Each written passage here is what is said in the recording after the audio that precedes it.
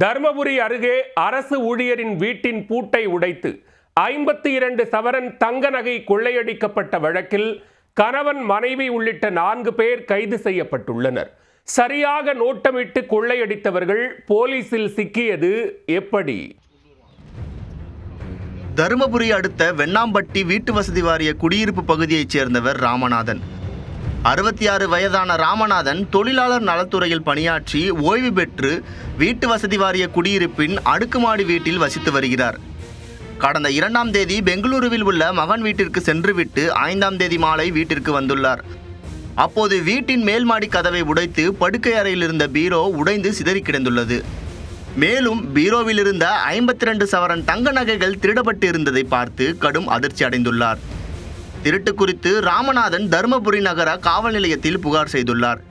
புகாரை அடுத்து சம்பவ இடத்திற்கு SP மகேஸ்வரன் நேரில் சென்று பார்வையிட்டு ஆய்வு செய்து விசாரணை நடத்தினார். தொடர்ந்து கைரேகை நிபுணர்கள் மற்றும் மோப்பனாய் வரவழைக்கப்பட்டு தடங்களை சேகரித்தனர். இக்கொள்ளை சம்பவம் குறித்து அருகில் உள்ள கண்காணிப்பு கேமரா காட்சிகளை ஆய்வு செய்து விசாரணை நடத்தினர்.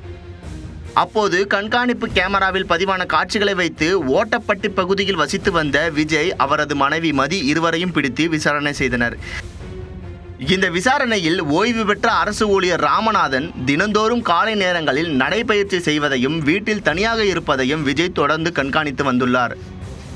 இந்த நிலையில் ராமநாதன் வீட்டில் இல்லை என்ற சந்தர்ப்பத்தை பயன்படுத்தி கொண்டு மனைவி மதி மற்றும் மனைவியின் உறவினர்கள் தும்பலஹள்ளியைச் சேர்ந்த ரக்ஷன் மற்றும் ரஞ்சித் ஆகியோரின் உதவியுடன் ராமநாதன் வீட்டின் பூட்டை உடைத்து உள்ளே நுழைந்து தங்க நகைகளை கொள்ளையடித்து சென்றது கண்டுபிடிக்கப்பட்டது.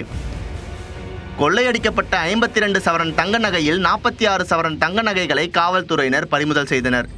மேலும் கொள்ளை சம்பவத்தில் ஈடுபட்ட விஜய், மதி, ரக்ஷன், ரஞ்சித் ஆகிய 4 பேரையும் காவல்துறையினர் கைது செய்தனர்.